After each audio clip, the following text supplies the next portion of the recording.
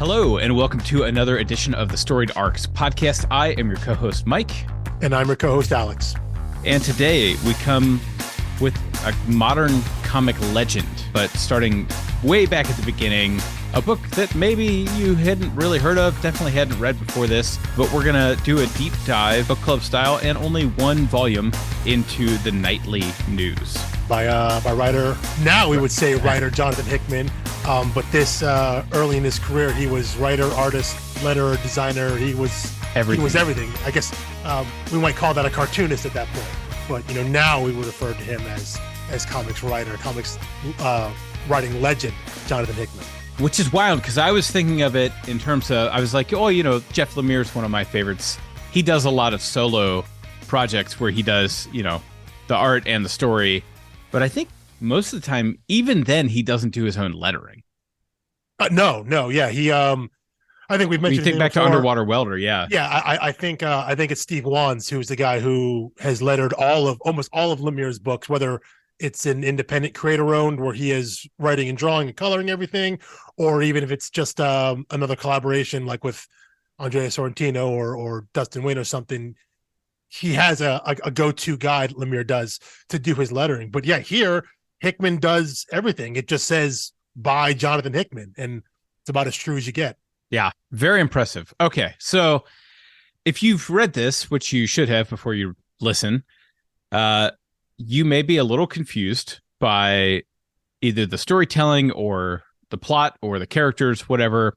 I'm going to do my best concise rundown. We're not a recap podcast. We are here to discuss and analyze like you would in a book club. But just in case it's helpful, we open with John Guyton, who is the hand of the voice. And he starts by shooting in public at a bunch of journalists and killing people. And he's a member of this cult made up of individuals whose lives were destroyed when they were targets of sensationalist, irresponsible, or fraudulent media coverage. And now they are all determined by the persuasion of the voice to destroy the mainstream media.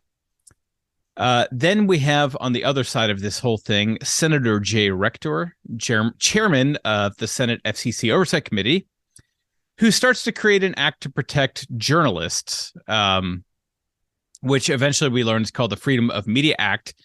And then he goes to the media with this act and says, look, you either accept more government oversight in terms of how you do the news, or you accept decreased liability and you're not protected legally for the stories that you produce. And the media chooses the latter. They don't want government oversight. So anyway, it ends with them getting thousands of lawsuits flung on the media for all of these things. But we jump back regularly to John Guyton, who, if you had to say, is our main character. Hard to call him a protagonist. Yeah, he's the focus. The story follows his journey. He's the thread, yeah. Yeah. So he approaches a new disgraced journalist, a guy named James Andrews, recruits him into the cult, and forces James Andrews to murder his friend, Warner Rogers. Now, it turns out that James Andrews was actually not a disgraced media figure. He was still in the media working with Rogers. He decided to go undercover, join this cult, was forced to murder Rogers, who is his only alibi, proving that he had not actually been disgraced and quit, which was unfortunate for him. But Andrews, after killing Warner Rogers, takes Guyton to a cult deprogrammer, which is probably my favorite section of the book. It was illuminating at the very least. least. Yeah, it was. So he takes him there. Then he's, Guyton says, okay, I'm going to turn myself into the police. Guyton and Andrews go to the police. Andrews makes it to the police. Guyton is intercepted by the voice, who gives him another assignment. And it is actually the guy who ruined Guyton's life. So Guyton's like, I'm back in. Andrews, meanwhile, is at the police department, turns himself in, not knowing Guyton isn't coming, realizes he's become the fall guy. They think he's the voice, ends up being incarcerated. Guyton goes and kills Lee, and then decides, okay, that felt good. I'm going to execute the voice's master plan, which was a mass murder of media figures, which ends up taking out most of the cult in the crossfire. Then we learn from a visit, Senator Rector visits James Andrews in jail, tells him that he is the voice, the senator is, So it's the actual voice talking to the accused voice and says basically, I'm untouchable. You can't do anything to me. And, now that I have to rebuild the cult, we're going after our next target, which is lawyers. Yeah.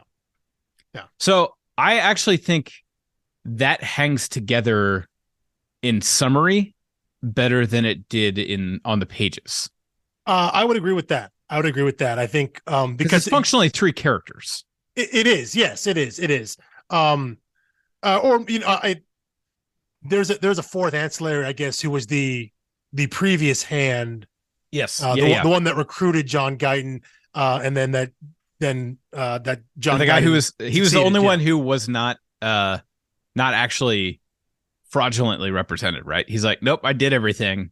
Yeah. And he's the guy at the very end that the voice senator goes and gets and basically is going to use to have a next iteration of this group and go after lawyers. So it really is. It's not a huge. There are a lot of characters, but there aren't really a lot of important characters.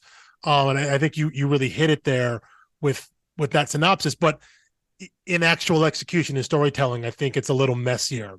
Yeah, well, normally he goes in a lot of directions, brings in a lot of stuff that I don't think totally works. But yeah, when you kind of strip down all the fat and just say, here's the most direct line of what happens from A to B to C to D.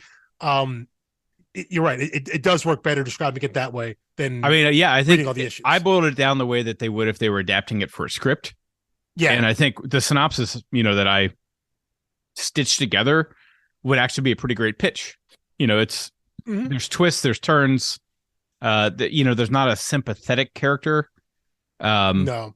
Because it's basically like, oh my gosh, these evil cult guys going after the poor media. Then you hear the media from the inside, and it's really cynical, jaded stuff. And you're like, oh, these aren't the good guys.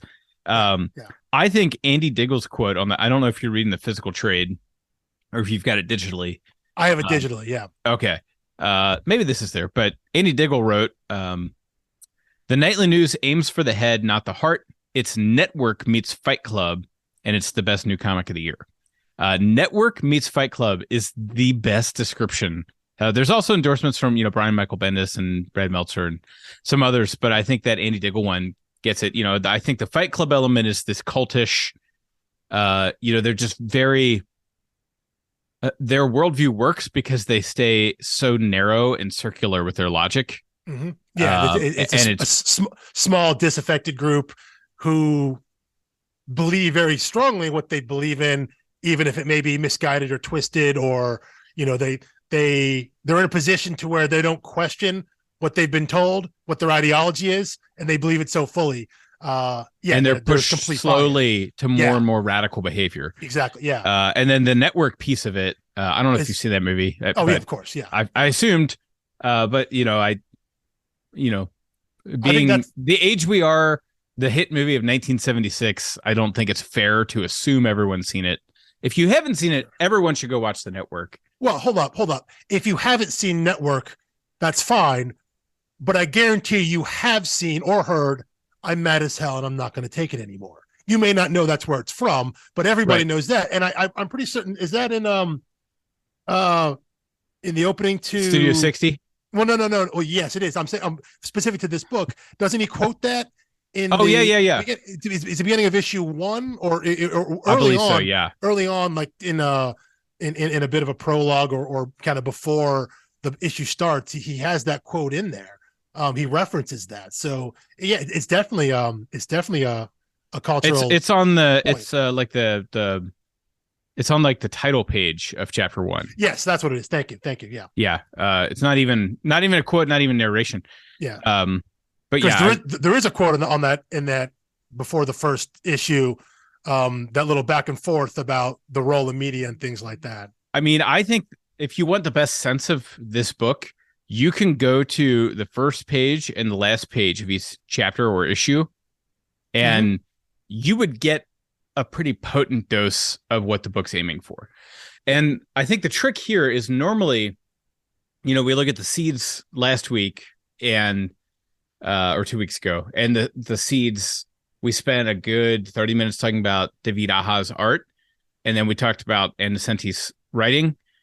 you can't parse them this way when it's with Jonathan Hickman doing everything. So there's there's a lot of stuff I like. There's some stuff that maybe doesn't age super well given the direction the country's gone since this book came out. Which certainly is not Jonathan Hickman's fault. I was going to bring up there are things that have aged and it doesn't age well. But it is when you realize when it was written and what.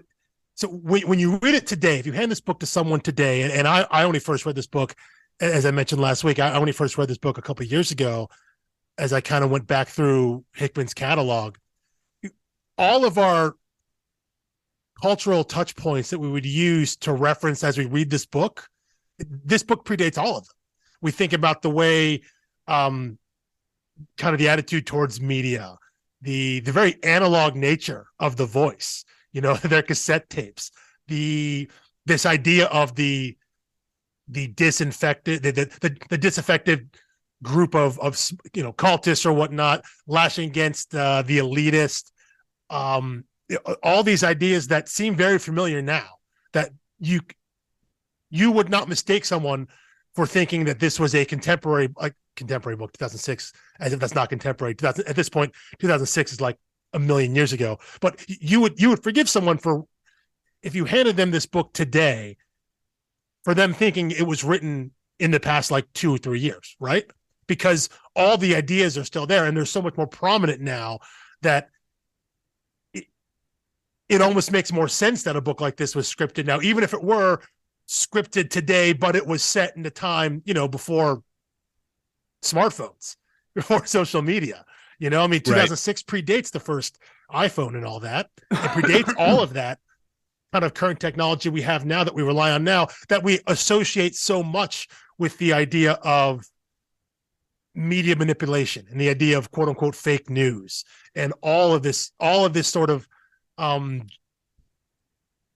critique, whether it's fair or not, of the media. A lot of the stuff we talked about last episode with the seeds and that aspect of the story with the idea of what is or isn't journalistic integrity, I mean, I was counting this. I think 21st century eons are measured by populist movements, and sure, this was 2 full populist movements ago. And I'm not, I don't count 2020 as a distinct populist movement or, all the COVID shutdown and things like that. I was saying in 2006-07, when this was written, it feels like a lot of foreshadowing for 2011 with on 2 sides, populist movement, Occupy Wall Street and the Tea Party. Exactly. I have like both those in my notes. Yes. Yeah. Popular protests happening at the same time. And then 2016, both Trump and Bernie were candidates who, claimed they were being suppressed by the media. Their supporters felt like my candidate's getting the short end of the stick. That things are being run by the media, that they have an agenda. They're being controlled by whomever. Yeah. That there's some shadowy cabal in the background and someone they're will the ones in charge. Throw that idea out there to get the traction they want in a moment and not realize the residue that leaves on the system. Because 2016 wouldn't have happened without 2011 as a precursor. If the Tea Party hadn't been brewing, no pun intended. Actually, I can't say that. There was a pun intended. But if the Tea Party hadn't been steeping with anger for 5 years, I know. But this book comes out it comes out starting in late 2006. So this is a book that I'm honestly trying to imagine what it would have been like to have read the book in 2006. Right. That would have been, I mean, you didn't even have Barack Obama as a candidate for president yet. Nope. Nope. I mean, I think you may have had a Santos McGarry ticket around the time this came out in the West Wing. I think that was 2007 was the final season of that. And, when you look at you might have been out. How similar that election was in many ways to the 2008 election. People thought the West Wing was prescient for the way it concluded there, but it did not capture like the cynicism and the radicalization of the '08 election, and and the populist nomination of like a Palin type figure.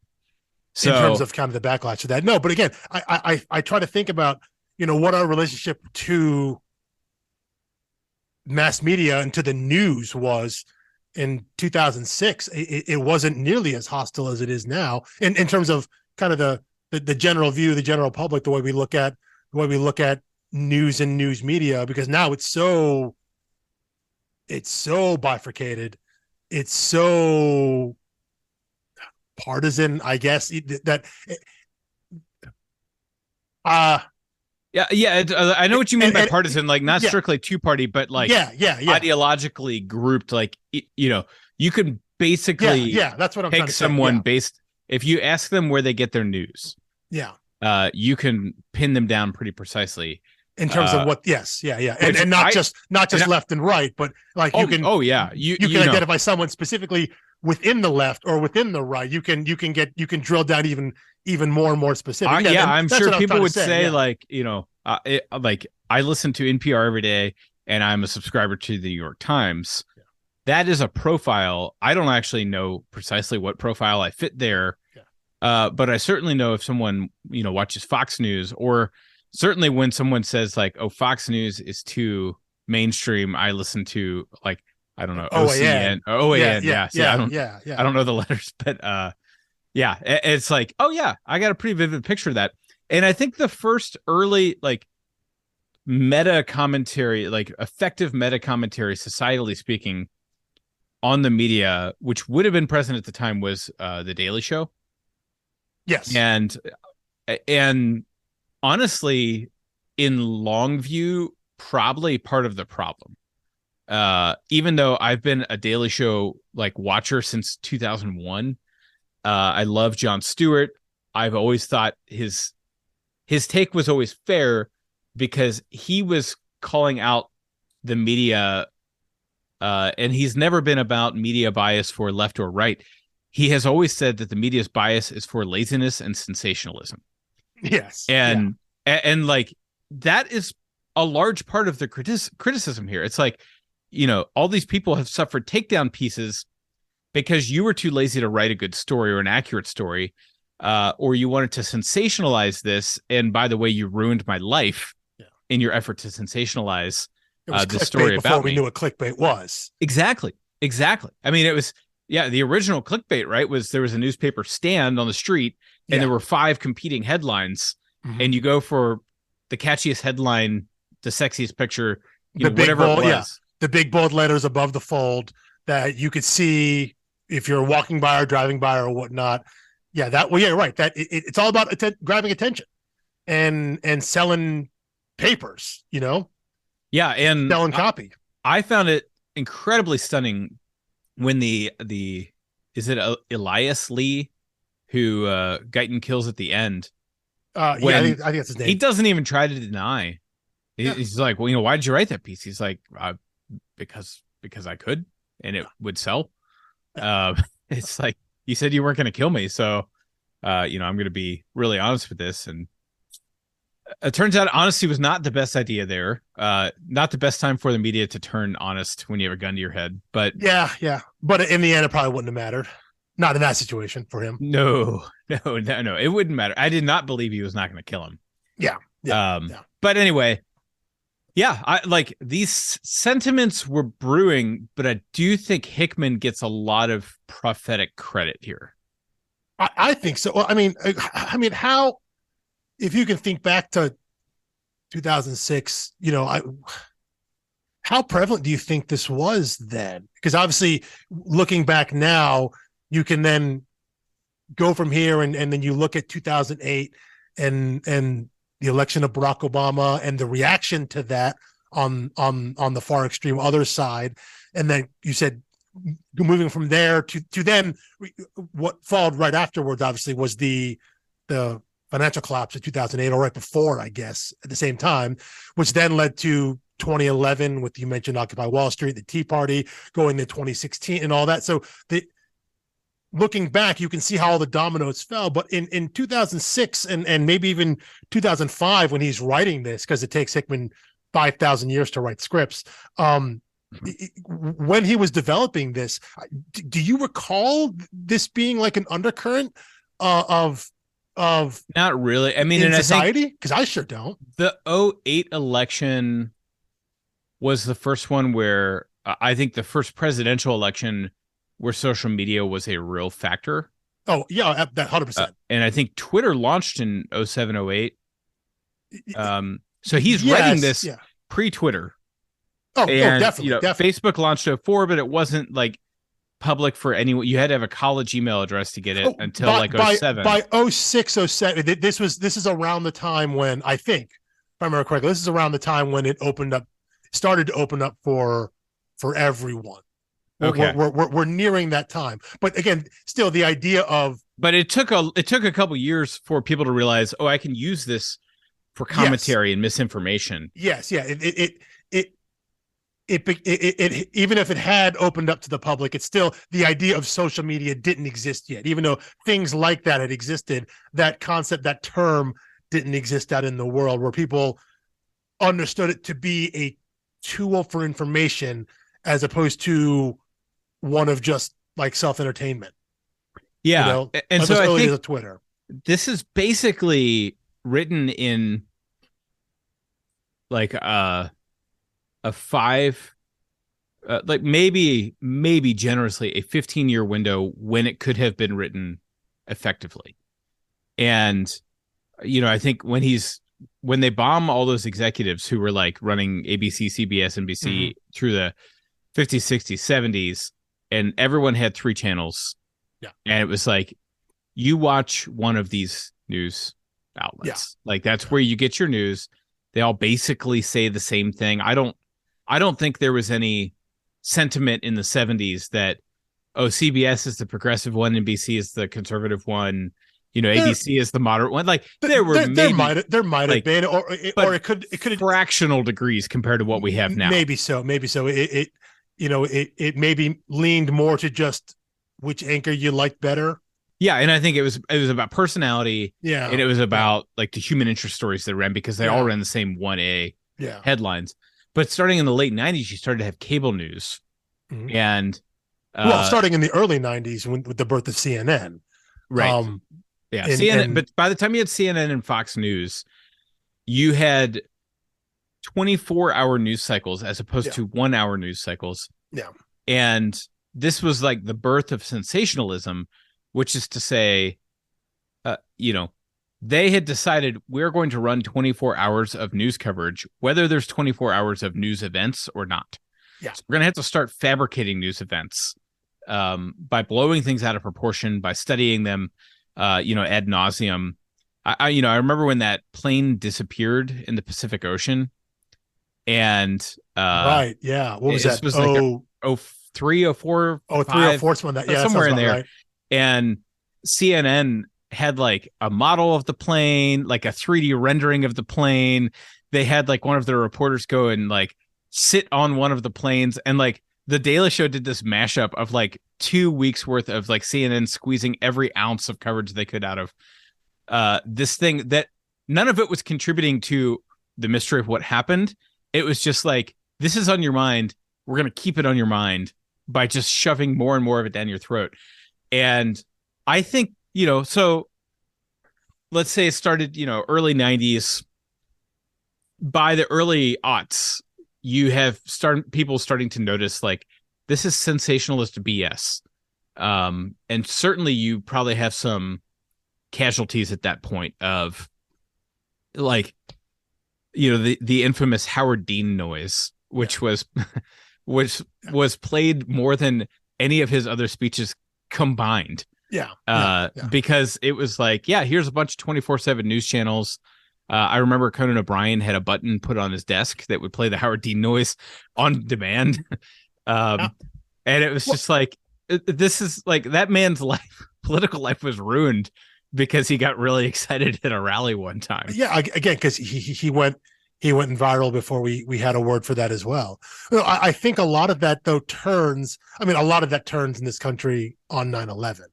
when all of a sudden we have a 24-hour news channels, and now something actually significant happens that maybe does require for a short time 24-hour news, Right. but then it spirals from there into there's a short period of time there when it was all news, and then it very quickly turned that event turned into something entirely different depending on what network you were on, depending on what you were watching, because of the people that were in charge of the content, which again, a phrase and a term that we didn't use back then, but that's what they needed. When you have 24 hours to fill, you're looking for content, you're looking for stuff to fill. And, you know, the reaction to 9/11 gave them a lot of, gave all of those channels, all those news companies, as you want to call them, you know, gave them fodder to run in multiple different directions, and they did.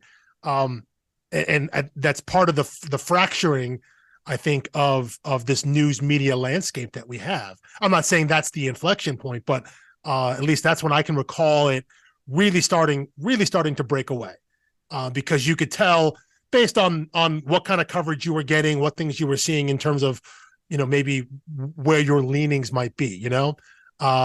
So yeah, and that's, you know, 10 years ish, 10, 12 years after the start of the presence of cable news, at least in general. Like I always associate the birth of CNN with the first Gulf War in like 91, 92 ish. And I think it started before then, but because CNN during the initial invasion, the initial attacks, they were the only news outlet that was like on and had people on the ground at the time. It happened, like live coverage that really put cable news on the map and CNN on the map. So I always associate their start with the early 90s, although I think they may have started, like they actually may have went online earlier than that. So I look at it from the early 90s point, and then you have other, you know, MSNBC, Fox News, all that comes around in the 90s.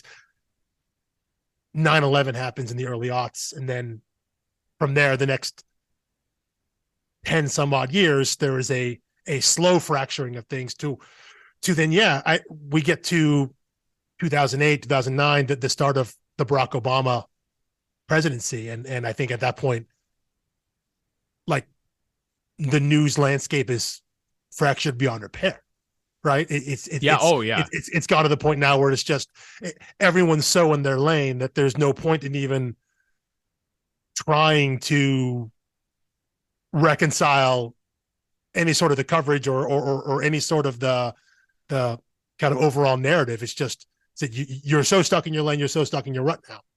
Right. And I think at that point, and I think the real turning point was that anyone who strived for neutrality in news telling was considered naive. And, you know, I think or weak or or weak. Yeah. I think, you know, ABC, CBS and NBC, you know, have always tried to, they've always tried to operate without a political agenda. And I think they started getting punished for it because it was like, oh, there's no such thing as that. You're obviously this or this. And so it's just interesting the way it shaped people's minds. But you can understand with that apparatus, okay, let's say, you know, you were the victim of some sensationalist journalistic piece. This is pre-social media. You don't have a voice to fight back with. Mm-hmm. You just get taken down and discarded like yesterday's trash, and they move on to the next sensationalist piece. I understand the resentment of the cult in this book. And ironically, I said, you know, they don't have, you know, the social media out or anything. They don't have a voice to fight back with, but they actually get the voice. They get the voice, yes. And the voice is like, this is how we fight back. And it was really deflating to me and really depressing. There's a panel where, you know, they talk about what their aims are. Mm-hmm. Like, what are the goals here? You know, what is winning? And they're like, oh, there's no winning. You know, there's like, this is already a lost cause.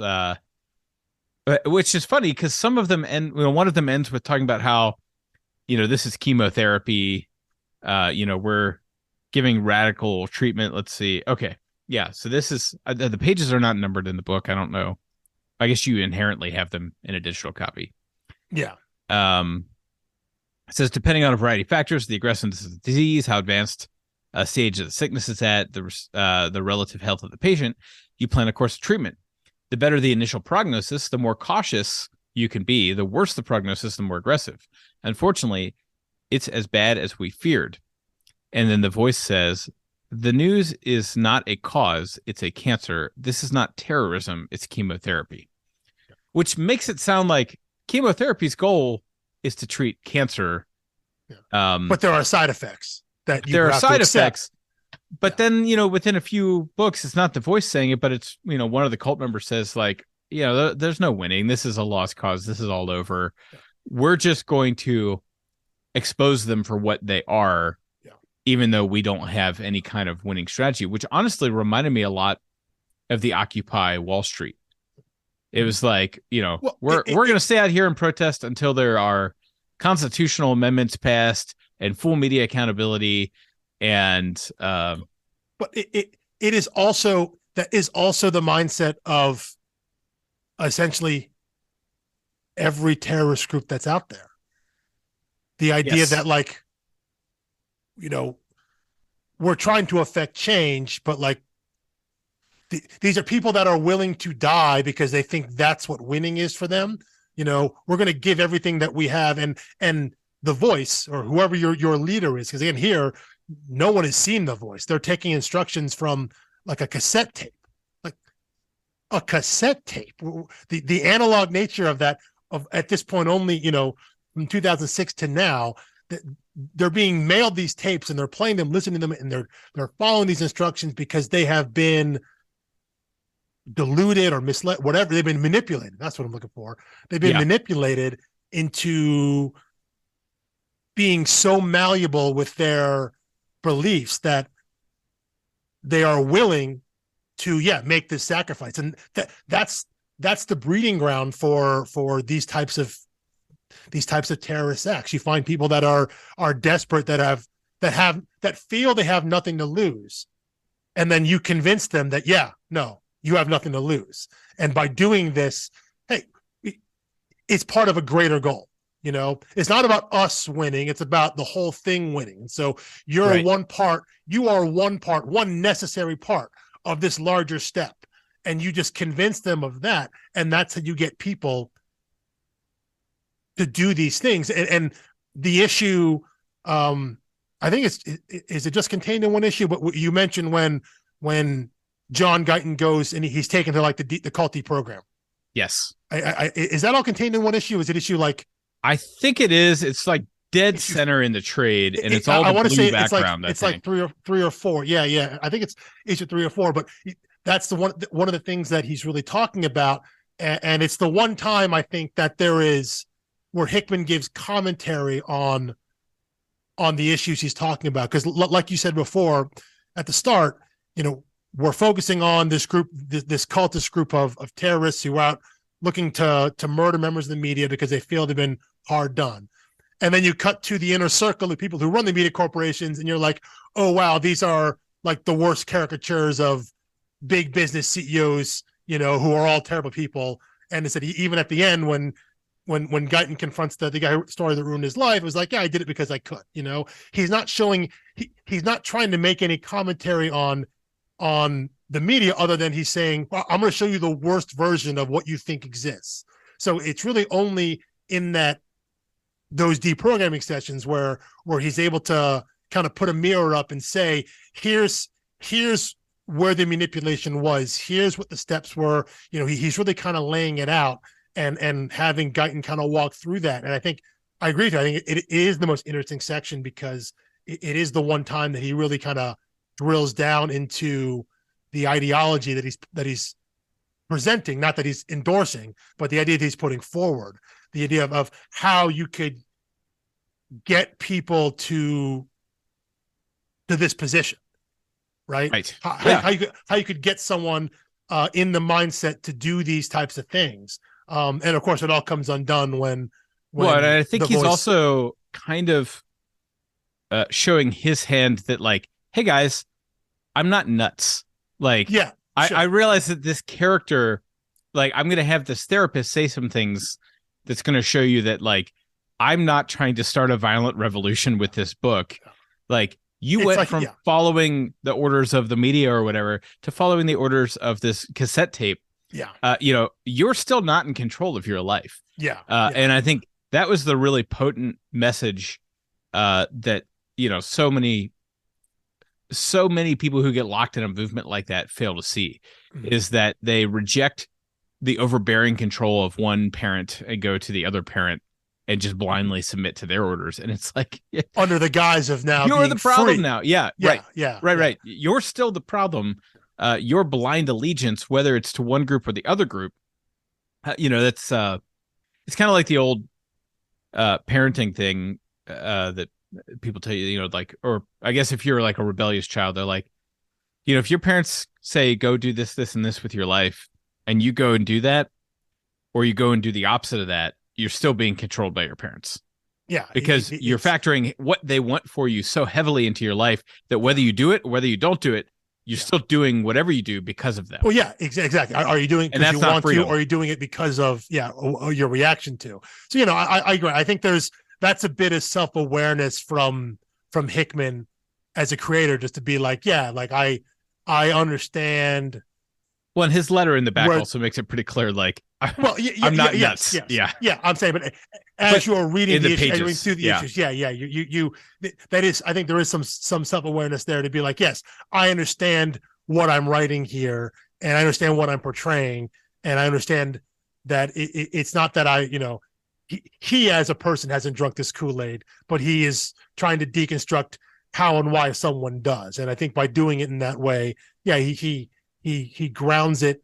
He grounds himself as a person and creator to say, yes, I see what's going on here. So yeah, you can, maybe he's saying to the reader, listen, you can trust me that this isn't, it's almost like he's saying, this thing you're reading about propaganda is not in and of itself propaganda. Right. It's like he's trying to get ahead of the idea of someone criticizing his book on criticizing the media, his book about criticizing the media for pushing an agenda would then be also criticized for, pushing some agenda as propaganda. It's like him by having that self-awareness there, it's almost like he's trying to deflate that before it comes out. Sure. So let's, to me, the elephant in the room. So I did like the story, but I found it very hard to follow. So we need to talk about the art. And I think I'm going to give you... so last time you blew my mind when you started talking about the paneling and the frame in the seeds, even when there wasn't paneling, there was. So I think you're going to shed some light on this that may turn me around a little bit.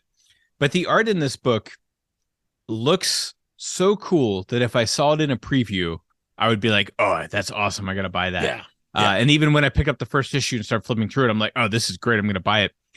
As I was reading it, I was like, holy esoteric. This is like so difficult to follow in so many ways. I mean, there are a lot of pages that there's one called that started in the top left. It says The Womb in the Cave. And the whole thing is framed like as if it's one page. You see the the red spilling across the pages there, and it's very unclear whether I'm supposed to read it as a 2-panel splash left or right, or if I'm up and down. The dialogue boxes being stacked the way that they are makes it unclear who's talking, how long they're talking, when the breaks are. And I wonder if even if he had just had someone come in and do the lettering, if having another perspective would have made it clearer for an outsider. But I think when you're all in your own head and you write all the story, it all makes sense to you. You know who's speaking. You penciled it, you inked it, you colored it, you put crazy designs, stripes and diagonal lines in the background. You you put the letters in there in the text boxes and everything. It's all crystal clear to you and somewhat obscure for everyone else. I would, yes. To the second point there, in general, I think it's good to have another person maybe be there to bounce creative ideas off of. I think especially, again, it's notable that this is Hickman's first published work. This is the first thing he put out there. So it's the idea that, you have, what do they say about bands? You have a lifetime to write and record that first album. Yes. And then you have 6 months to do the second one. Yep.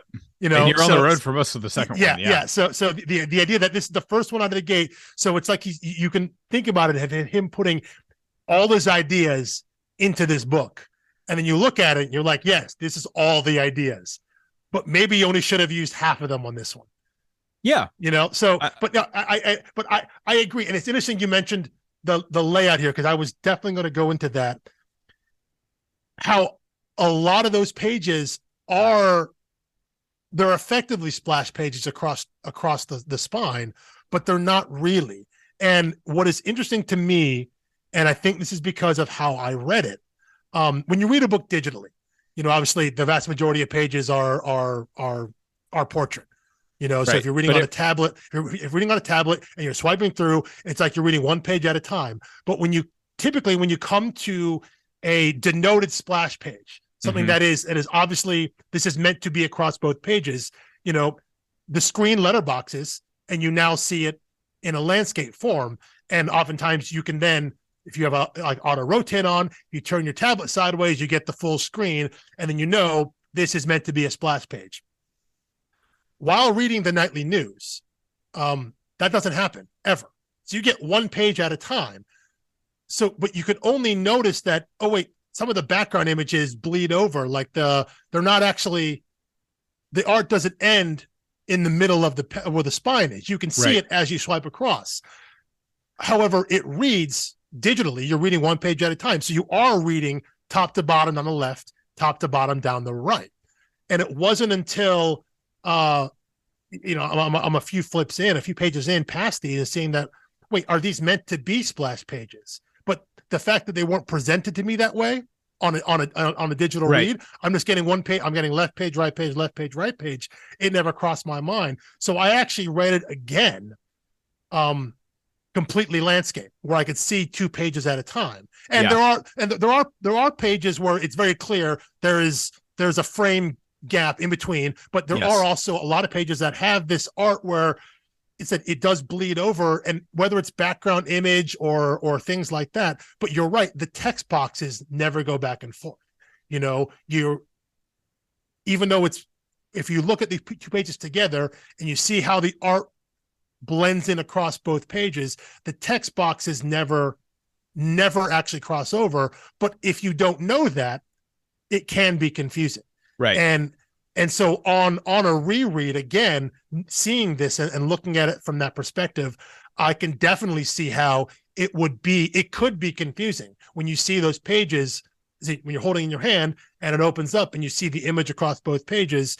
If you're someone who has read comics enough, you're simply reading top to bottom, not left side, right side. That's not how your brain works. It's not how it processes that type of page, that type of image. Right. And you had mentioned in the last episode, like sometimes when you get confused by like a circular splash page. Yeah, of course. Yeah. That in like a superhero comic will happen once per 6 issues. If they're really pushing the boundaries. Yeah. This felt like that basically every other page. It did. But a lot of times what they will do, if it is a situation like that where the text is not, it's a big splash page and they want you to read in a certain way, they will try to guide your eye very specifically in terms of how they place either the text boxes or the word balloons to make you understand that you will, no matter what, you're generally going to start in the top left corner, as you read. And so they will do their best to guide your eye around so that maybe you don't see it as first, but once you stare at the page, you get a sense of how you're supposed to go around it whenever you have a situation like that where it's a little unconventional. When you have a general splash page like you see on some of these here, your thought is still top left corner, but then your eye moves left to right across both pages, and then you read top to bottom. So you try to find the whatever, like physically the highest box to read first. Like, what is the first thing across both pages? You read that first, and that's how you work your way down. You work top to bottom.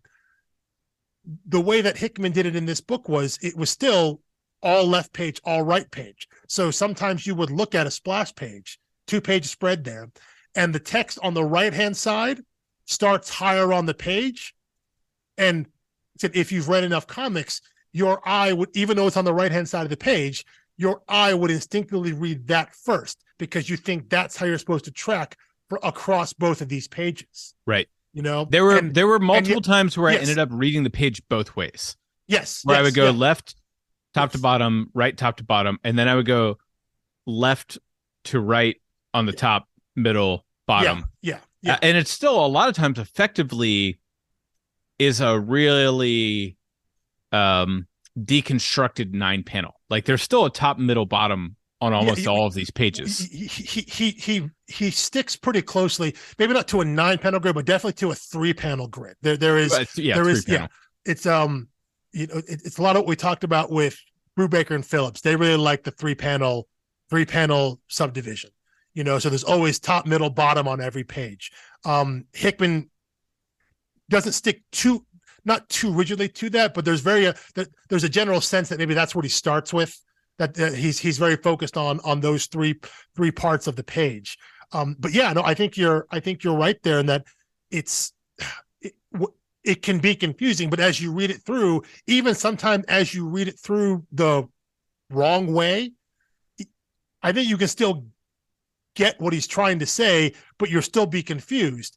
And yet, if you read it the right way, you still might be confused in terms of the dialogue. That's the problem. Yes, is I read it. I hate having to think about how to read it. I'm like, if you've got something to say it. Mm-hmm.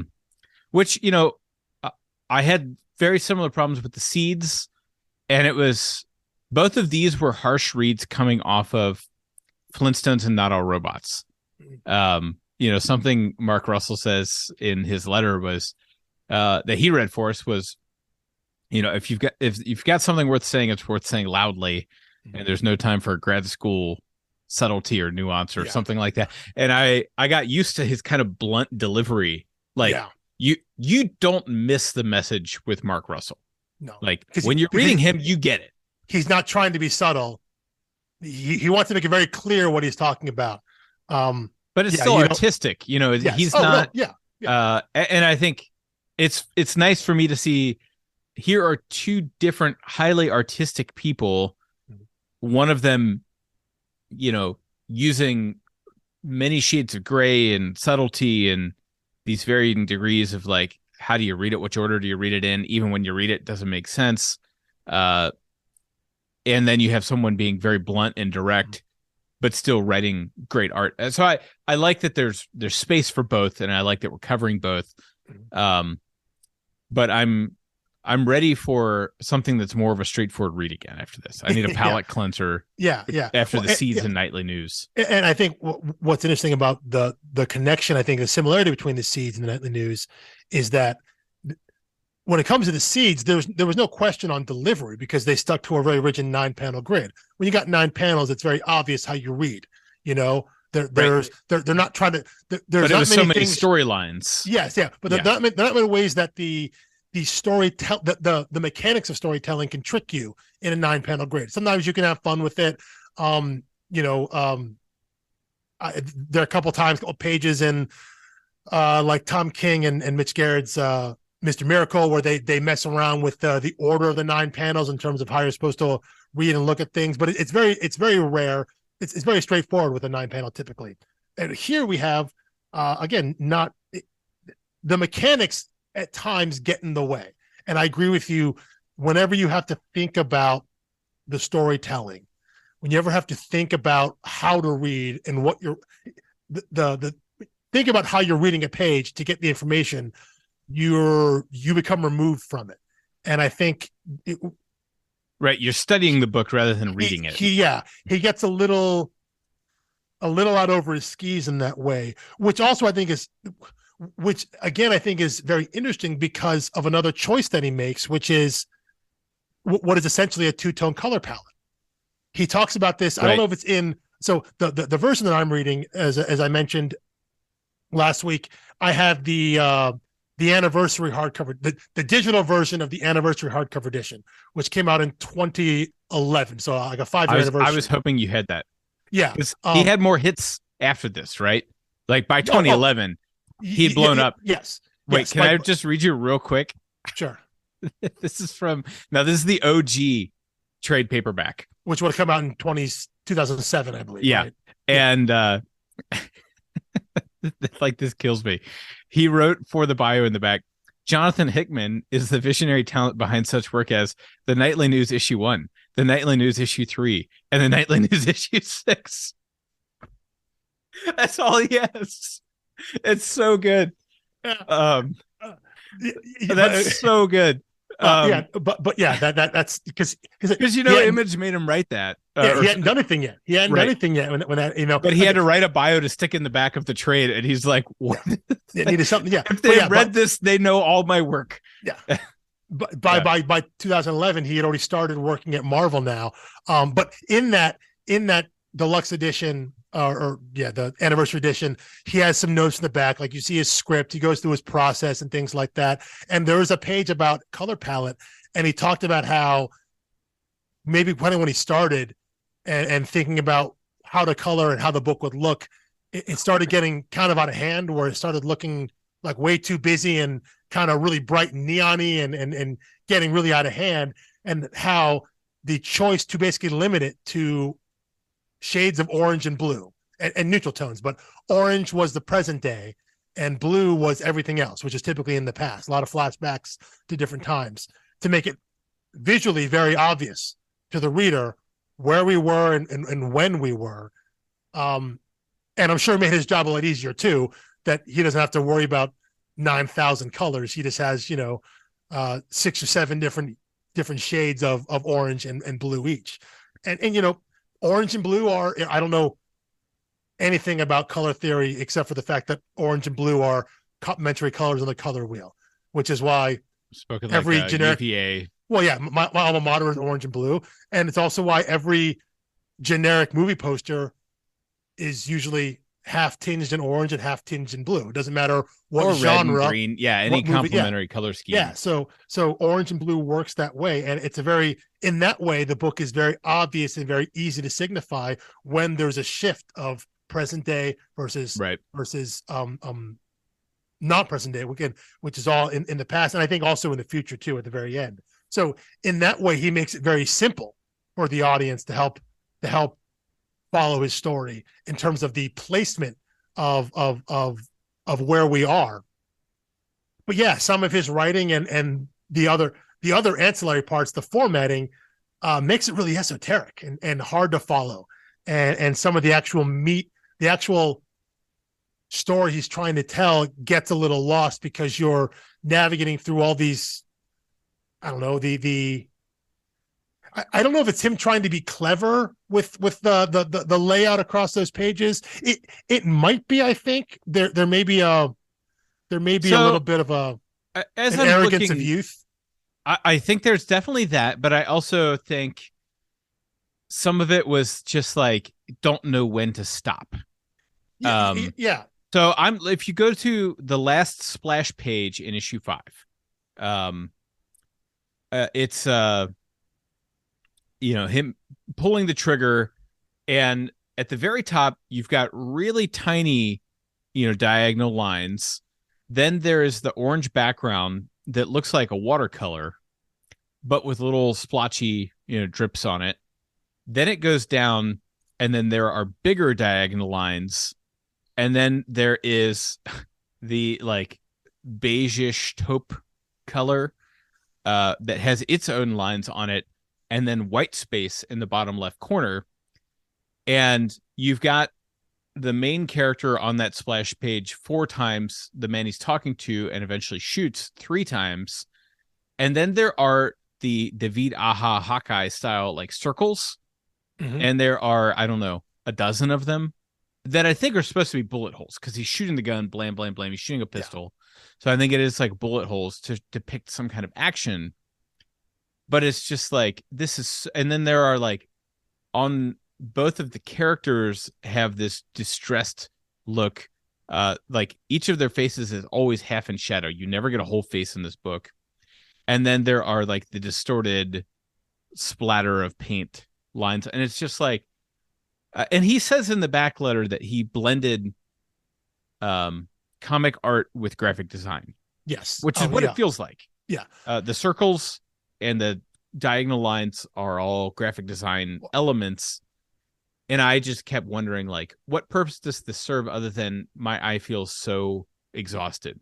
I think, and I don't know if this is in the back of your trade or if it's only in the anniversary edition. One thing he talks about is one reason he did that was because it freed him from having to draw backgrounds. You know, if you have your characters, right, and they're in a room, you got to draw the room, right? What's, and if the room's in a building with a window, what's outside the window? Or if you just put some circles and crosshatch behind them for a design, like there's your background and it's easy.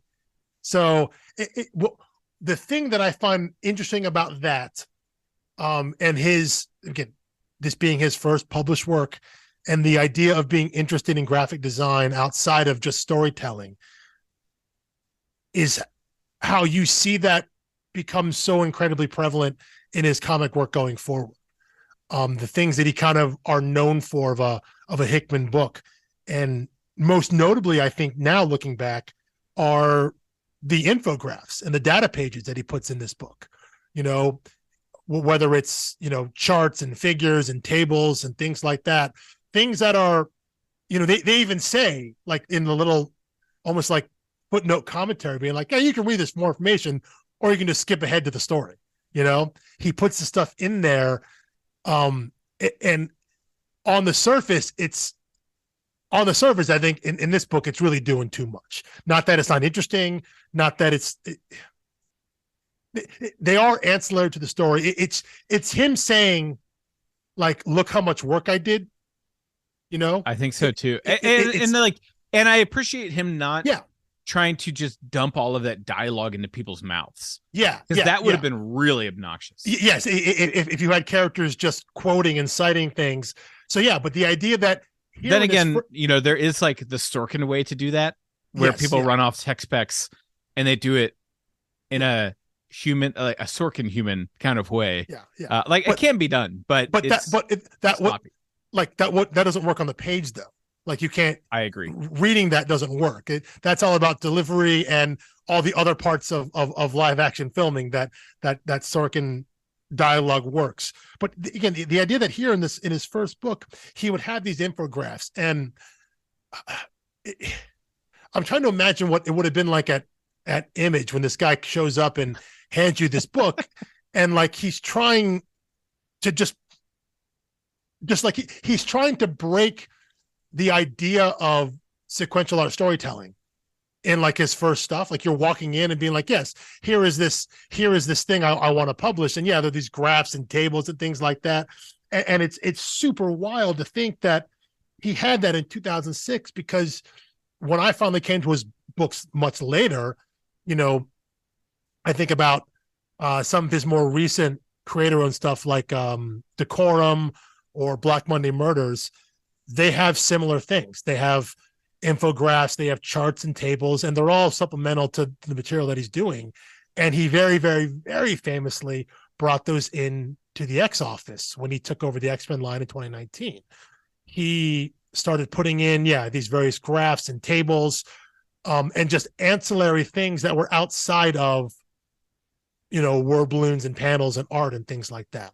And some of them were like story critical, some of them were character critical, some of them were just funny, some of them were just weird, but he put them into those books, and the entire X office, all the other writers and creators followed suit. And that's been going on now for 3.5 years now, and those pages still exist. And so that idea of this, I want to call it supplemental, So in the X-Men books, it is supplemental in the terms of that, a comic book is X amount of pages. And the data pages they put in don't take away from any of the words and the art pages, so they are extra in that way. So if you got 32 pages of comics, it's not 28 pages of comics and 4 pages of data pages. You know what I'm saying? It's still 32 pages of panels and words. But so if you don't read them, you still get what you paid for. Exactly. Yeah. But again, sometimes the writers, at least in the X office, sometimes they put things in there that reveal character. Sometimes they explain some of maybe the interstitial plot points, story points in between the pages of what you don't see. So they're used in various different manners. But again, to have read those X-Men books and when he started and took over the line, and having read some of his creator owned stuff, from, like I said, Black Monday Murders was like 2016, 2017, somewhere in there. Decorum was 2018, 2019, something like that. This more recent work, and then to read his first published work and to see that he was doing that same thing, from the get-go, right out the gate. Idea, like, that's wild. I've read older comics. I cannot remember the last time anyone else did that. Like, where would he have gotten that influence from? Or is he pulling something from outside of comics? I don't think it's in comics, because again, this idea of, because it's not just, he's not like playing with panel structure or anything like he's just putting graphs and tables in there, but still, after 70 years of comic books, to come up with a unique and original contribution to the medium, like I said, in that way, and especially the way he has done a lot of these, at least in this book, they are integrated into the page, so like maybe, the data pages in the X books, and a lot of the ones you see in like Decorum and Black Monday Motors, those are separate pages. Like they're the only thing on that page is whatever graph or table or text he's putting on there. But here, he integrates them into the page. So as you're reading it, maybe you get some panels and dialogue above, and then the bottom 2/3 of the page is, here are these graphs, or here's this table. In a way, it's like reading a textbook. Like, right. See figure 1 for more information. See drawing 2.7 on the following page. It's again, I'm assuming, because again, this was his first work, part of me thinks it's like, this is him showing how clever he is. He wants to show people how smart he is. He wants to show people, look at all the work I've done. That here's the story you're reading, but here's me. I'm going to show you my work, that I've done all this research. And even, at the end of the book, he cites, it's not like a full bibliography, but like he cites his references, the things that he was reading. Well, I guess whether they were books or articles or things like that. Well, studies, there's no denying papers that he was reading Manufacturing Consent by Noam Chomsky, and Edward S. Herman. I mean, it's on the introductory page before issue 1. Yeah, and they quote. Well, then he inserts his own quote about Chomsky. From Jay Rector. But I think he clearly, as if he were. Yeah. But no, it's just, it is interesting to me to see that in his early work, he had these ideas of what the structure of a comic could be and what kind of information you could deliver. And then kind of slowly throughout his career, work with that, play with that, just toy with that idea to the point where he can not only have it be kind of an omnipresent thing in his creator-owned work, but also in his mainstream for hire work at Marvel.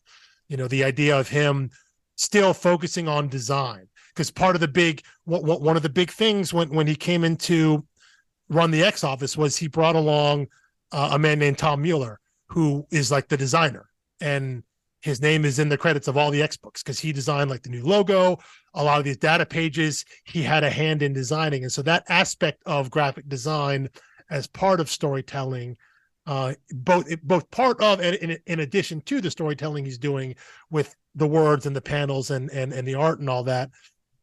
The idea that was something that's been in his mind from his first work is fascinating to me, and it's interesting to go back and read that now, and look at it in hindsight with the knowledge of the work he's done since, both his other creator-owned work, that's a lot more celebrated than this first work, the Nightly News, and then obviously his for hire work at Marvel, which is wildly celebrated.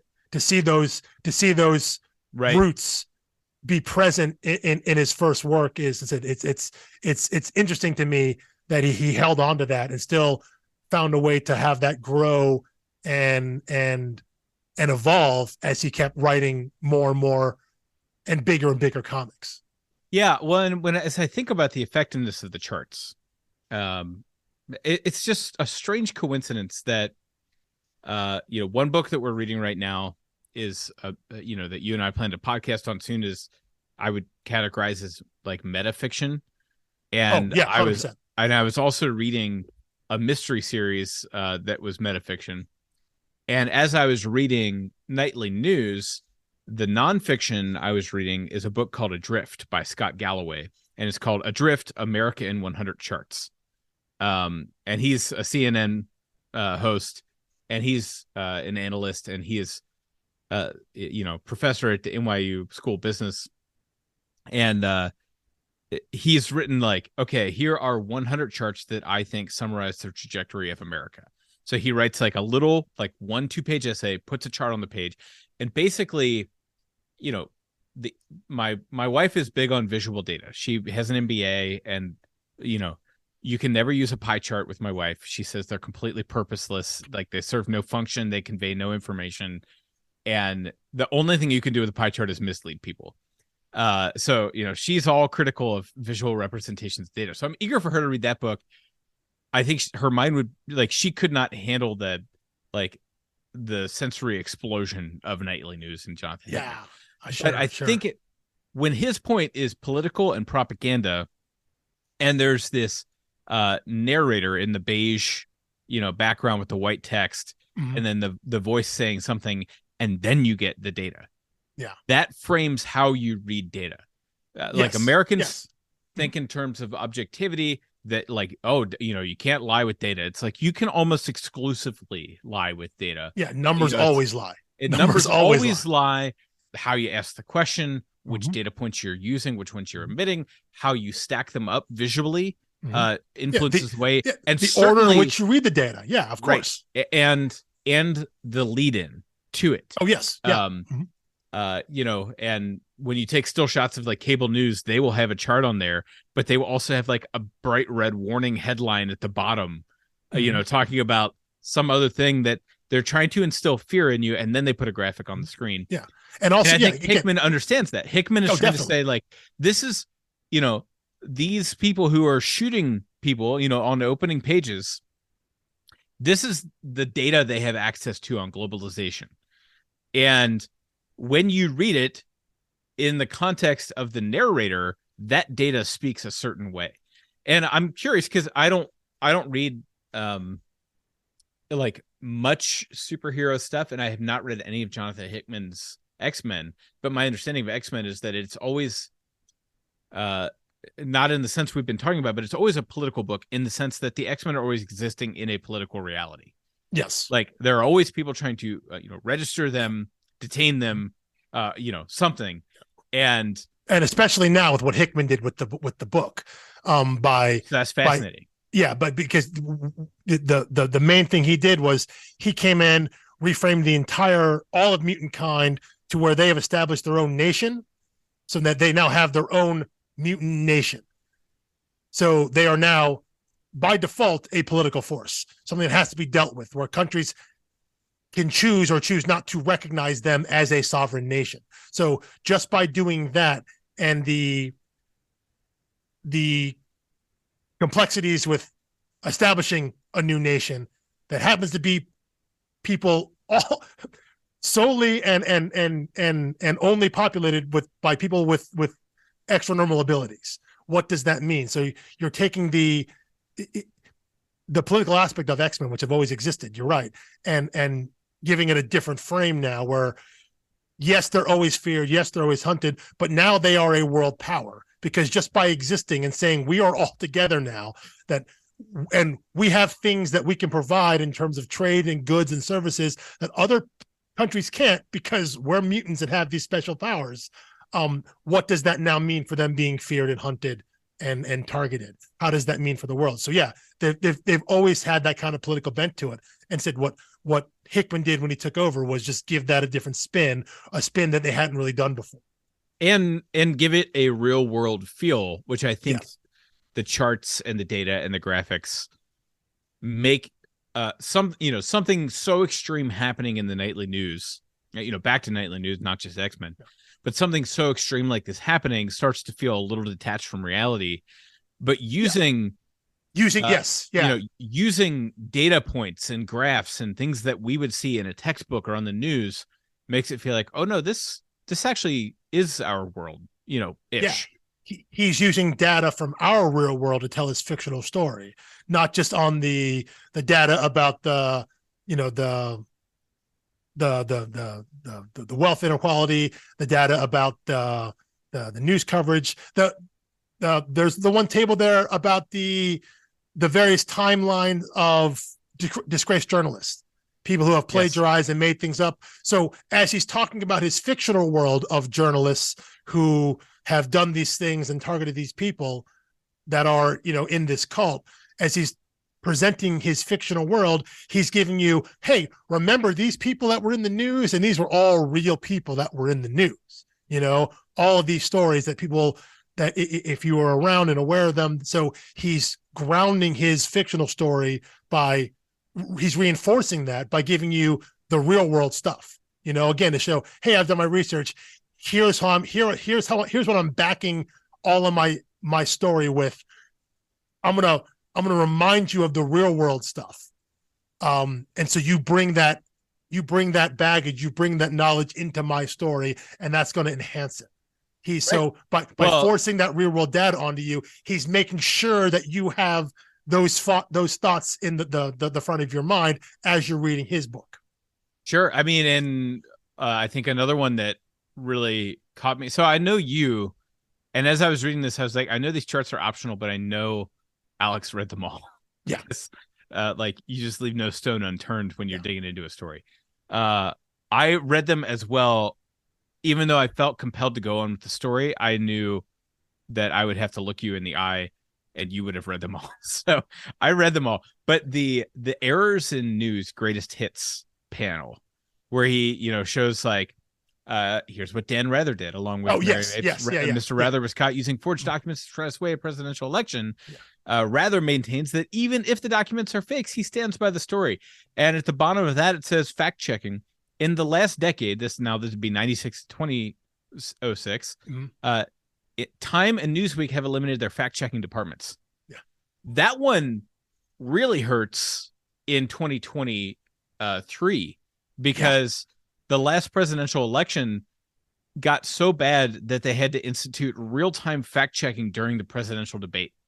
Not going to mention any names here as to why that was necessary, but for some reason, we needed to do that.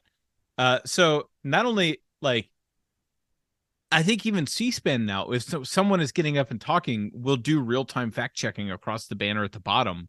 Mm-hmm. So fact checking in 2023 is faster and more rigorous and more necessary than ever. And in 2006, he's like, 2 of the biggest selling magazines have gotten rid of the fact checking department. Yeah, which I assume means everyone's in charge of fact checking their own stuff. Yeah.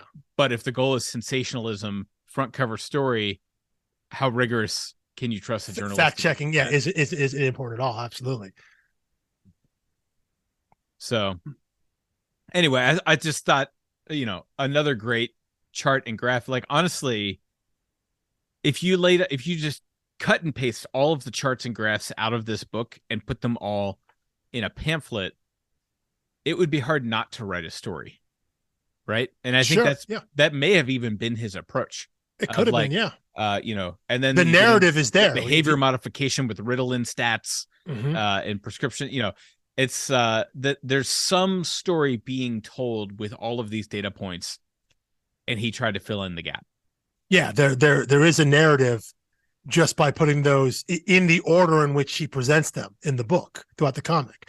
If you just pull those out, you could see a narrative form just in terms of just forcing the reader to think, okay, well, why is he telling me this now? And then what's that?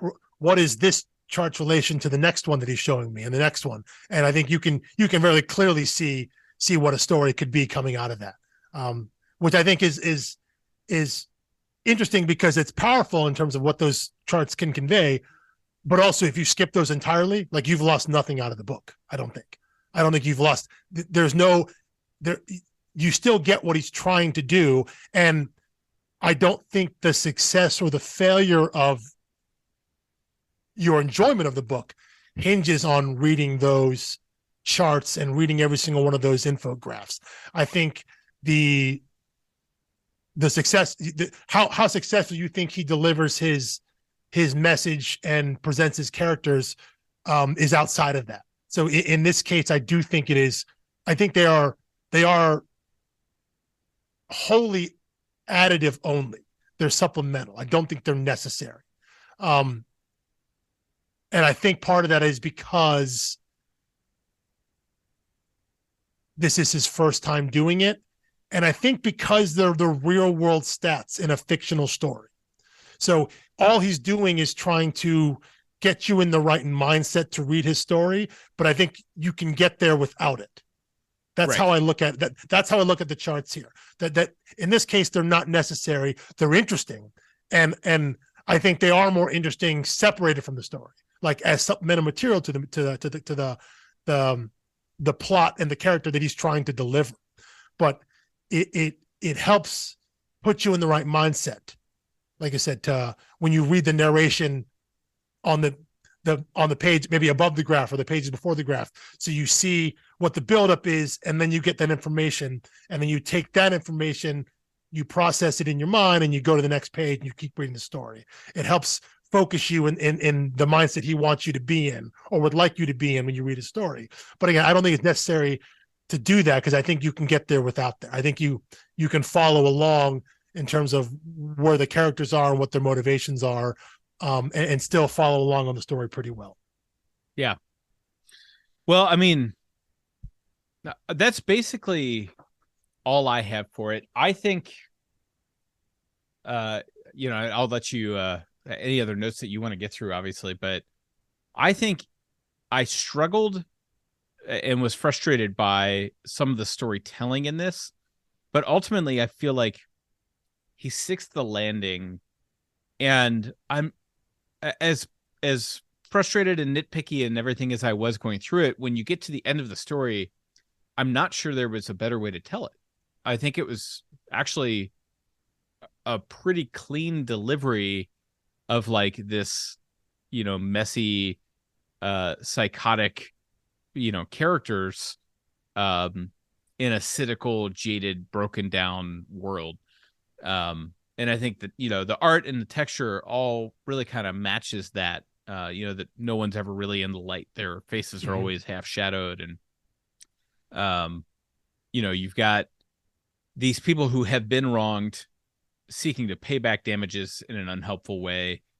And the people they're going after are, completely self-serving, cynical, journalists. So it's like, everyone is the worst version of that type of person or character. Exactly. There's no real there are no real shades of gray here. It's pretty black and white.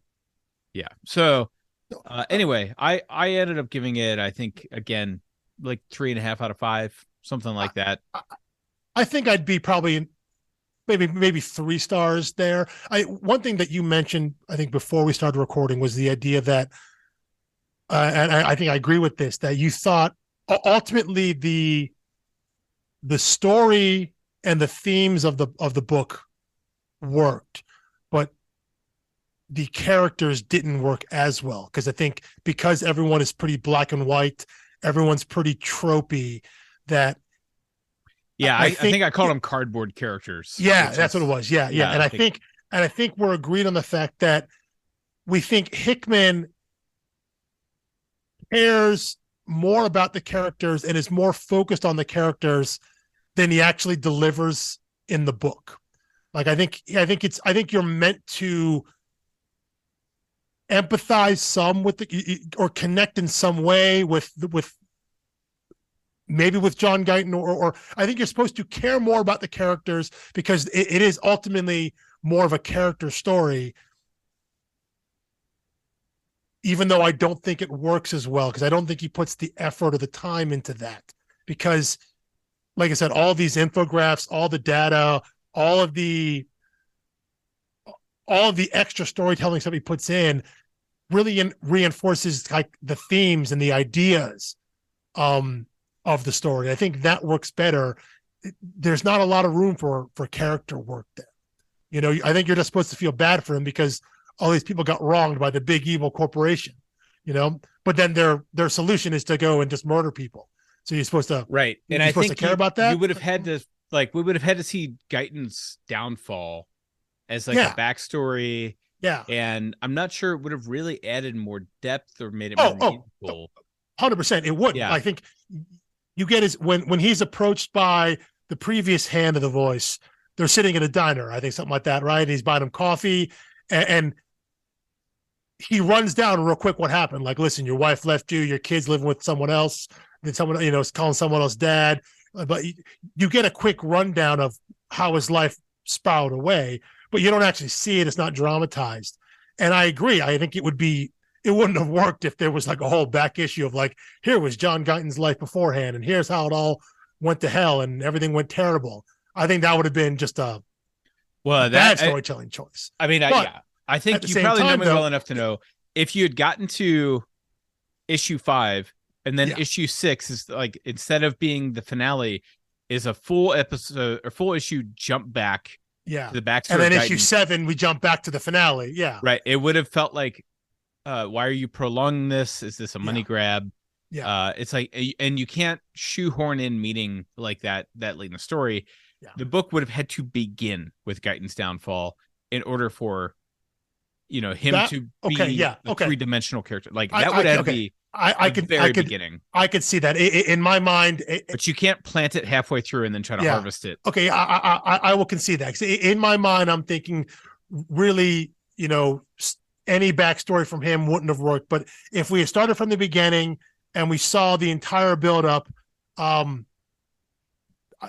that would be the only way it could work. I'll concede that. And then it would be character based, but it's like I didn't need this to be character based. And I think it's only I think our only objection is that it tried to conclude in a way that kind of indicated that it was character based. When it wasn't all along. I think Hickman might think it's character based. Yeah. I think he might think that he was telling a character story, but the actual execution to the reader, I don't think fully delivers that. And maybe we're reading that wrong, but when I read it, I felt like he thought that this was the character was the most important thing he was telling here. When that part doesn't really totally land, but the overarching ideas, the themes, you know, all the data he's bringing, that's the stuff that actually does work, because that's where all his work went into. Clearly, he's showing you all of that work. So while it may be a little heavy-handed in its delivery and its presentation, that is the stuff I think that is the strongest. It's the stuff that really comes through when you finish reading. So I think that'd be my only knock there, is that I think possibly what he thinks the focus is not what he was actually able to produce in the end. So it gets a little muddied there. And I wonder, you know, one thing I like to do on these episodes is think about, you know, if someone else, like I think I mentioned, like what if Flintstones had tackled the same kind of topics that Not All Robots was about, you know, but put in that Flintstone setting. Oh, sure. You know, what if these creators had done a different view on it, or someone else had done it? This is what I wonder if Hickman went back and looked at how he would approach it now, because I feel like the story would be a little tighter. Maybe and that I think this comes from experience that he's been doing this now longer. Again, this is his first book out of the gate. I wonder if he would trim some of the things that maybe felt a little extraneous, and maybe redesign some of those pages, maybe work on some of those layouts so they're a little more reader friendly. Because I had wondered that as well. Here, it's like I was wondering if he went back, would the layout be cleaner? Yeah. And I am going to chalk that up, I think, to just kind of rookie. But like I said, mistakes. Yeah. If I saw that art in a preview catalog, I would think, looks great. Oh yeah, I was like, oh, that looks great. I'll buy that. It looks great. It's very dynamic. He has good character. And when you're design. a no name, not collaborating with anyone on Image, I think you have to do something to grab some attention. Yeah. So I will submit this. I think the only likable character was James Andrews, the journalist who's undercover. Mm-hmm. And I think the only character-based story you could have told is like, you could have like tried to go back to Guyton's origin or whatever, but in the end, he's just not likable. If the book had started with, instead of from Guyton pulling the trigger on journalist, if it had been James Andrews watching the media coverage of that as a journalist, saying, "So if I'm going to go find out who this group is," if Andrews had been the main lead character. Yes. Oh, that's interesting. And we slowly unpack the world and learn about the voice. We literally learn about the voice through Guyton, through Andrews. I think that would have been a really compelling framing, but it seems like he didn't know James Andrews existed in the first two issues.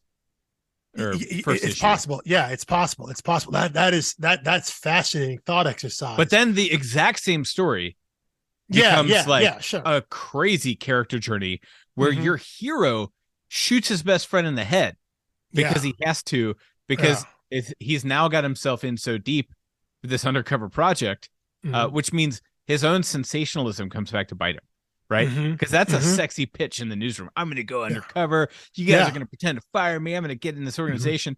And it's like, I'm going to, this is what would actually happen. Yeah, I'm going to deliberately ruin my career because you're going to publicly, I'm going to have a very public downfall, and I'm going to use that because I'm going to get this one. So yeah, that would be interesting.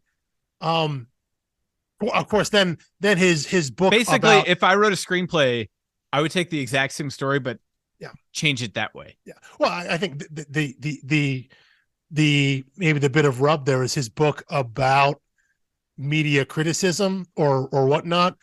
Your lead character now is a member of the media. So maybe he didn't think of that in that way, but that is a fascinating thought experiment in my mind to reframe the story. What if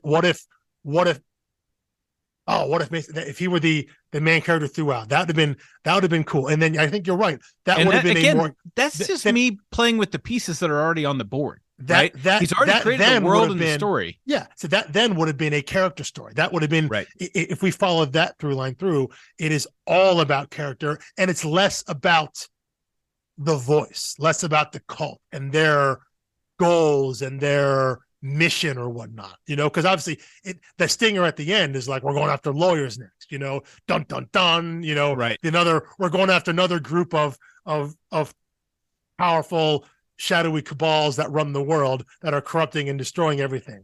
So yeah, which I'm kind of thankful he never wrote that sequel.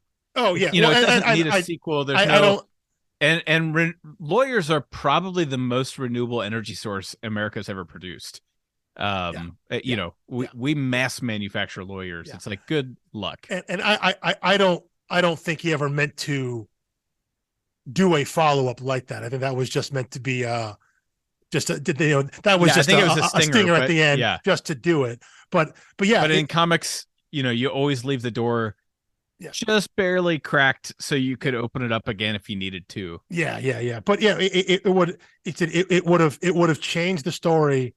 It would change the focus, and I think would have made it an actual character study. And I think that probably would have been more compelling to me. The more I think about it, now that you've put that idea in my head, that's kind of all I can think about now in terms of the story. That would have been more compelling to me from a character standpoint, because you still would have hit the same themes, the same motifs, the same message Well, and if the present the graphs and same big charts and everything were ideas. things Yeah. that Guyton was presenting to Andrews and we are following Yes. Andrews, Yeah. then it's like you get the data mixed with their limited narrative Yeah. as you see them trying to transform someone Yeah. and assuming he's on board.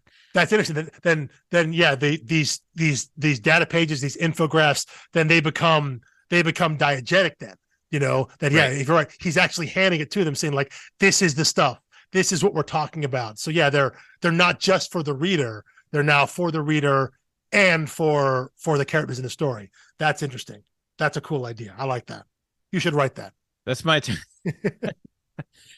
yeah, well, I get like I if I had the talent to write things, like there's no point in rewriting this book. So Yeah, to me, that would be the the adaptation. Yeah. Sure. And Sure. the adaptation and again, I think this worked for its medium. I think comparing it to like a novel or a TV show or a movie, you would need a character to follow. Because there aren't enough compelling characters for it to be an ensemble piece. And I think Yeah. that's what you and I were both rubbing up against. So like, yeah, visually it was a little distorted, a little noisy. That's easy to clean up. And once you get it, you get it. And a reread is so much easier than the initial read. Oh, definitely, definitely. So yeah, that's the only knock against it is, trying to pass it off as a character piece when it wasn't that compelling of characters. But I think really potent medicine, and I think trying to put my 2006 goggles on. Really prescient and powerful. Mm-hmm. If you had read this when it came out in 0607, and then you saw the Tea Party and Occupy Wall Street in 2011, you would be like, oh my gosh, this is so much like the rhetoric is so similar to what Jonathan Hickman was saying. Oh no, yeah, 5 years ago. Yeah. And yeah, I mean, if you read this in 06, and then if it was a book that you read in 06 and became a book you read like every year, every other year going forward, yeah, that would have been wild to like read this in 06, or let's say 07 when the trade comes out, and then you read it again in 2009, and think about how different the world was from 07 to 09, then read it again in 2011. And and as you work your way through, you would, every time you came back to it, every couple of years, you would find something else in the book to be like, oh my, how did he how did he predict this? How could this book be so prescient about this? The fact that you're right, some of the rhetoric would be exactly the same. Some of the phrasing, some of the terminology, some of the methodology, the way the mindset of convincing or deluding people to believe what you want them to believe, either through the media or through the voice. Yeah, it would, if you kept returning to it, it would, yeah, I think that would have been mind blowing. And it's just returning to it, in 2020, or, I think I read it in 2021, just now, current day eyes on this book. Yeah, you're just like this. It's kind of insane to think how many things he maybe unwittingly predicted, yeah, and was right about. And so it makes you think, how was he seeing the world in 2006? What was he seeing then that we weren't seeing? I mean, clearly he read Manufacturing Consent, Mm-hmm. which came out in 1988, and had a lot to do with the fall of the Soviet Union and things like that. So he's he saw that, and at the same time, as Occupy Wall Street, they were filming Dark Knight Rises, and I remember they were filming in Pittsburgh some like populist riots of people rising Mm-hmm. against the one percenters in the movie. Mm-hmm. And Christian Bale in an interview said that he was like on set watching Christopher Nolan shoot that, went into his trailer and saw people protesting on between Wall Street and Main Street in New York City, and went to Christopher Nolan and was like, are you a prophet? Like, how did you know? Like, how did you know this was happening? Because you wrote this like 2 years ago and we're just now shooting. And I don't think Chris Nolan thought of himself as a prophet. I don't think is one really, because he was just trying to tell he was merging a couple Batman stories very loosely with A Tale of Two Cities by Dickens. And way to look at it, sure. Well, I mean, that's what he said yeah, about it. He yeah. said it's his version of A Tale of Two Cities. And and it just shows how evergreen some of these themes are. And that I think that's a very Which good way means to put you it. can That always read into the moment. yeah, Um yeah. That maybe it's less prescient than we think because we just have the same problems over and over again, right? that being said, the particular issue with like sensationalist media, it's like, yes, there's always Yeah, been, there's yeah, you know, there's muckraking and all kinds of other things in the yeah, history of journalism. yeah. But the 24/7 news cycle, which just made a habit of disposing of people very quickly, and just, letting them go and ruining their lives, that was a particular moment that Hickman was able to say, Mhm. okay, so we got this kind of evergreen prescient theme, but we have a particular incarnation in this moment, and I can tell a story around that. And yeah, Yeah. that, No, I that's said that's the I nightly I news. I wonder what do you think about it now, given how things have transpired in the Could you call it the the nightly community. news anymore, or would it just be That the is, I news? don't know. I don't know. The Yeah, 24/7 news. yeah, yeah. The nightly news is a thing that really it exists. It both exists still and also doesn't. You know, Yeah, my parents because yeah, said, I like went over to my parents' house last night for dinner, and they had like the local evening news on. I'm like, oh yeah, this is still a thing. That's so cute. I'm my like, dad watches same thing. He that's watches adorable. his local news and world news. 6 and 6:30, whatever it is. Yeah, it's so it still exists in some form, but yeah, would they still call it that? Um, yeah, it's an interesting. Again, if we take these same themes, which we're still dealing with now, that are more prevalent now, what's the 2023 version of that with smartphones and social media and a dozen more news channels and all of that. There's one. Isn't there one graph early on? I don't have it in front of me right now, where he talks about basically talking about media conglomerates, right? Like who owns what and things of that nature. And you think about what that was in 2006 versus now. You know, you think about who owns what and who controls how many Oh my things, gosh, how yeah, much our media is being whittled down to just a handful of places now. Like it's in a so much worse spot than it was back then. So yeah, what's the 2023 version of this story now with all the things that how the world has changed, but the issues and problems that he identifies still exist. We would come at them from a completely different way now, from a different storytelling way, a different character way, all of that. It's I wonder what the update would be and how he could tell the same kind of story just with our current day devices and facilities at hand. yeah. I I mean, and I think in some ways he probably is with X-Men. Yeah, I well, think yeah, he's able to pick up on a lot of the same he themes, had been, ideas. yeah. He's clearly using the same medium and storytelling and Mm-hmm. infographics and Yeah. everything else. Well, and And I think a lot of his books, um, some of his creator-owned books the past 5-6 years have done that. I mentioned Black Monday Murders. That was a book that effectively was about like wealth and finance and banks and who controls money and all of that. So again, he's going against some of these big institutions and things that he sees maybe problems in the world, um, or ideas of power and where power lies, and maybe how I want to say how power corrupts. It's not always about that, but the idea of who controls the world, where does power rest, and how does that affect the people, the world. Those are things that I think he touches on, and you see that here in his first work, which is really wild, really wild. yeah, I mean, yeah, he's clearly, there's no way you read this in 06, 07 and say that this guy isn't a prodigy. Like he's clearly Yeah, dripping with talent, yeah. loaded with ideas. I think if you read this, and I think maybe we talked about what do people in Image think when he brought this to them. I think what you say is he's maybe doing too much right here, but he has something to say. He has a point of view. He has something to say, and this is someone worth listening to. Maybe we got to work on refining that a little bit. We got to work on honing that in and getting a little sharper focus. But because I do think there is some, he said there's a lot, there's too much here. He's trying to do too much in this first book.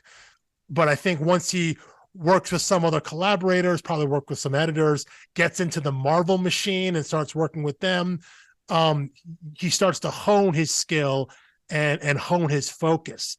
And you see the talent early on. It was just, I think he needed some barriers, needed some boundaries, needed some constraints to help him out. Well, and you get a creative team get better. Exactly. Yeah. But I do think early on you see, okay, this is a new voice. This is someone to pay attention to if given the right circumstances. And I think he was able to get that, both at Image with the collaborators he worked with there, a lot of whom he first worked with over at Marvel and brought along with him. So yeah, you see that talent early on. You see the ability early on, for what would come the next 10, 15-ish years now of him working in the industry. Yeah. Well, that's all I have for the nightly news. I don't have a sign-off line ready. I should have. How do we not end the nightly news with a sign-off line? That's tough. We could. It's too late. Yeah, it is too late now. we can't just steal one and pass it off as our own. So yeah. Well, what's the Ron Burgundy one? Stay classy. Stay classy, San Diego. Yeah. Stay classy, San Diego. Well, I'll just stick with that one. That's sure. My journalist. That works for me. So anyway, thank you all for joining us. We will be back in the very near future next week for you. I believe we'll be diving into The Unwritten, which will be a longer journey for us, but one that I'm super excited about, and I know Alex is in your indeed 10, top 5. Top 5 is a little much. I'd say top 10 maybe. Top 10, but it's way up there. Yeah, it's a book that I really enjoy. There's a lot of competition for those slots in your reading list. So anyway, I think that'll be a fun conversation. So super look forward to that starting next week. And as always, find us on Twitter, Instagram, and share with a friend. StoriedArcs.com. Make that your 2023 New Year's resolution. Share us with a friend. We're starting to get really good interactions with creators. We've had Mark Russell record a little bit for us. We've had Hillary Jenkins come on and do an interview with us, and we had some great Twitter interactions with David Aha and a few other creators. So really enjoying this, hoping to get more creators on in 2023, and more fan interaction, and the more feedback we get, the better we make this for you. So thanks as always for listening, and we will see you next week. Peace.